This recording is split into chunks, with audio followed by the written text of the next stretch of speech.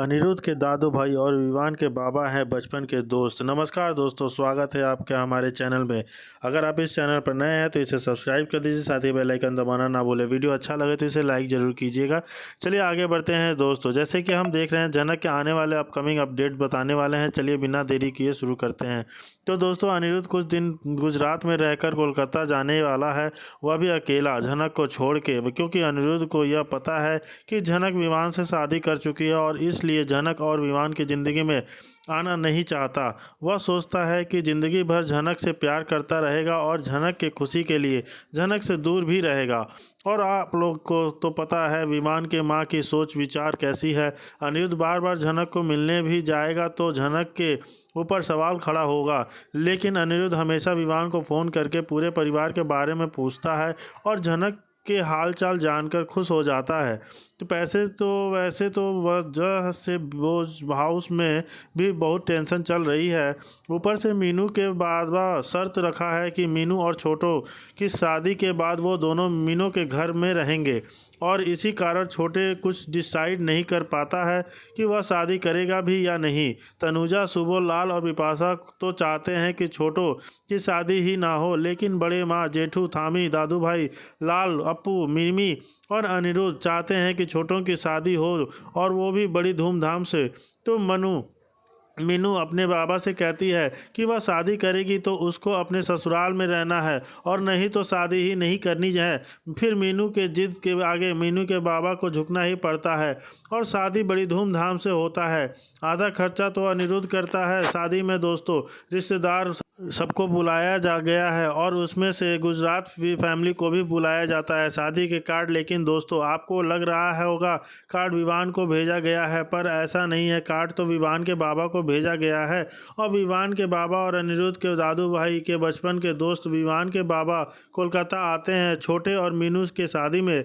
सब लोगों के साथ विवान के बाबा अच्छे से बात करते हैं और बड़े माँ तो कितनी अच्छी हैं आप लोगों को पता है। वह विवान के बाबा को अकेले देखकर अपने कमरे में जेठू और बड़े माँ को बुलाते हैं और इधर बातचीत कर रहे होते हैं और अचानक विवान के बाबा की नज़र दीवार पर टंगी हुआ फोटो पर पड़ता है और उसी फोटो में जेठू, बड़े माँ, बीच में जनक है। तो वहीं पर विवान के बाबा पूछते हैं कि यह कौन है। यह तो बड़े माँ कहती हैं यह हमारी दूसरी बेटी है और अब यह हमारे साथ नहीं रहती।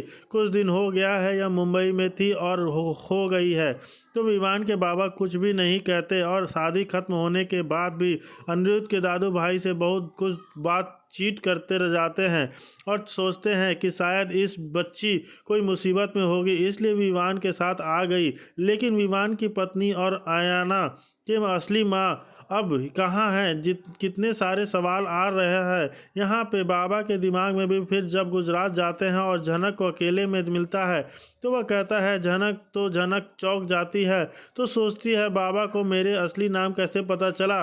तो फिर विवान के बाबा कहते हैं मैं तो कोलकाता गया था, तो वो भी किसके घर मालूम है? बोस परिवार में, और वहीं पर अंजना और बाबुल के कमरे में तुम्हारी तस्वीर देखा तो और पता किया कि तुम असल में कौन हो और विवान की असली बीवी किधर है। तो जनक विवान के बाबा के सामने सारी सच्ची कहानी है और यह सबके बारे में बाघ को बताने से मना करती है। तो दोस्तों, आपको क्या लगता है, जनक की सच्चाई विवान के बाबा घर वालों को बताना चाहिए या नहीं? हमें ज़रूर बताइए। और वहीं दूसरी तरफ गरीबी के कारण बोस फैमिली में रोज़ ड्रामा चल रहा है, क्योंकि तो मिमी लेकर आई है उसकी शादी की खबर। जी हाँ दोस्तों, मिमी सबको बुला के कहती है एक लड़का है जो मुझे प्यार करता है और वह आप लोगों के साथ मिलना चाहता है। फिर वह डिसाइड करेगा मेरे साथ शादी करेगा या नहीं, क्योंकि उसको हमारी घर के सारे सच्चाई मालूम है। सब लोग मिमी से पूछते हैं कौन है वह लड़का, तो मिमी कहती है आप लोग उसे जानते हैं। फिर रोमी कहती है जो डॉक्टर मिमी के कंप्लीट लेकर आया था ना, वही है। फिर सुबह कहता है डॉक्टर अनिल बोस क्या? तो मिमी कहती है कि हाँ बाबा, हम एक दूसरे से प्यार करते हैं, लेकिन मुझे नहीं पता उनके माँ बाप आपके बारे में जानकर क्या फ़ैसला लेंगे। उसी वक्त छोटे कहता है मुझे भी जल्दी शादी करनी है। तो छोटन के बात सुनकर शुभ कहता है, तुम खुद की जिम्मेदारी नहीं उठा सकते तो शादी करके बीवी की जिम्मेदारी कैसे उठाओगे। और तनुजा कहती है, शादी के बाद पति की ही पत्नी की जिम्मेदारी लेते हैं। तो छोटान कहता है, आप लोग के सोच बिना कितना घटिया है। मैं नहीं कमा रहा हूँ तो क्या हुआ, मेरी बीवी तो कमाती है और ऐसे भी मैं थोड़ा बहुत कमा लेता हूँ। और मुझे मेरा बचपन में मेरे भाई ने नहीं पाला है। जब तक छोटा था तब मेरे माँ बाप ने पाला है और जब से मैं खुद थोड़ा बहुत कमाने लगा हूँ और घर के लिए भी कुछ हेल्प किया हूँ। तो बिपाशा भी छोटों को बहुत सुनाती है। बिपाशा की बात सुन के बड़ी माँ गुस्सा होती है और कहती है, तुम दोनों क्या किया है। जब शुभू के पास पैसे थे तो शुभू और तनुजा के आगे पीछे घूमते थे और जब उनके पास पैसे खत्म हो गया तो तुम खुद को किनारा कर लिया। तो थमी कहती है, पहले छोटौन की शादी होगी और बाद में मिमी की शादी होगी। और मिमी भी कहती है, हाँ मैं छोटौन की शादी के बाद ही शादी करूँगी। तो शुभू कहता है, इस वक्त घर के हालत ठीक नहीं है और शादी कैसे हो सकती है। तो तनुजा कहती है, हमारे मुंह मोल बेटा लाल है ना। वहीं पर लाल कहता है, शादी में बहुत खर्चा होता है और मैं कैसे कर सकता हूँ। तो बड़ी माँ कहती है, तुम्हारे सारे खर्च शुभू और तनुजा उठाते थे और अभी उनके हालत ठीक नहीं है, इसलिए एक ही शादी के खर्चा लाल उठाएगा। तो भी बिपाशा कहती है, एक ईयरिंग और नेकलेस गिफ्ट कर देंगे। आप लोग को पता है दोस्तों, बोस हाउस में कैसे बढ़कर एक से एक बदतमीज़ लोग भरे पड़े हैं और कोई किसी का सगा नहीं है। जब पैसा था तब बिपाशा और लाल थोड़ा बहुत में झूल के रहते थे, लेकिन जब पैसा खत्म हुआ तो रिश्ता भी खत्म। शुभू कहता है, मेरा बेटा अनिरुद्ध है ना, वो करेगा मिमी की शादी के खर्चा और थोड़ा बहुत मैं एडजस्ट कर लूँगा और आगे रूमी को भी तो पढ़ाना है। बोस हाउस के डेली ड्रामा के बेचारा दादू भाई भी परेशान हो हैं। कहते हैं कि घर के इतने सारे नमूने जो भरे पड़े हैं, लेकिन दोस्तों आप लोगों ने भी नोटिस किया होगा, दादू भाई किसी की भी कुछ नहीं कहते हैं और एक थमी है तभी तक भी सही गलत को उनको पहचान नहीं है। अभी के लिए तो अर्शी शांत बैठी है, लेकिन उसके दिमाग में भी क्या चल रहा है मालूम नहीं। और हो सकता है कि यह कोई बड़ी तूफान के आने के पहले का सन्नाटा हो।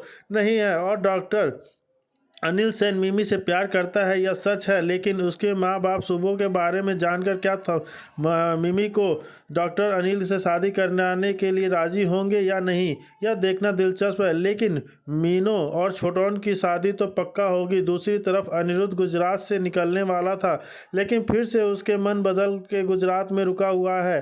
अनिरुद्ध को पता करना है कि झनक क्यों विवान के साथ शादी किया और 2 साल पहले विवान जिस लड़की के साथ शादी किया था वह लड़की कहाँ है और झनक के साथ जो बच्चा है वह आखिर किसका बच्चा है। सब कुछ पता करना चाहता है, क्योंकि अनिरुद्ध भी विवान से सब कुछ पता करना चाहता है, क्योंकि झनक तो सच बताएगी नहीं, इसलिए और कुछ समय और अनिरुद्ध गुजरात में रुकने वाला है। तो वो वहाँ कहता है, तुम्हारी बीवी को कोलकाता में देख चुका हूँ और कुछ समय और अनिरुद्ध गुजरात में रुकने वाला है।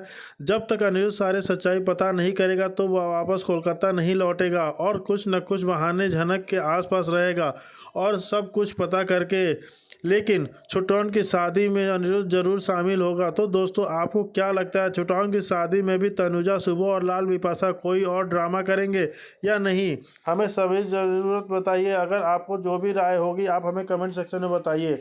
और जैसे कि हम देखते हैं कि बिपाशा जो है वो बहुत खच्चर औरत है और बिपाशा के साथ जो उसका पति है वो भी बहुत ज़्यादा दुष्ट है। जब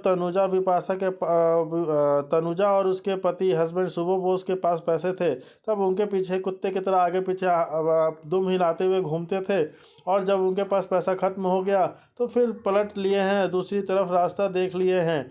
पता नहीं ये लोग कैसे हैं, क्या करते हैं। अगर आप हमारे चैनल पर नए हैं तो इसे सब्सक्राइब कर दीजिए, साथ ही बेल आइकन दबाना ना भूलें। वीडियो अच्छा लगे तो इसे लाइक ज़रूर कीजिएगा। चलिए नमस्कार दोस्तों, आगे बढ़ते हैं हम अब।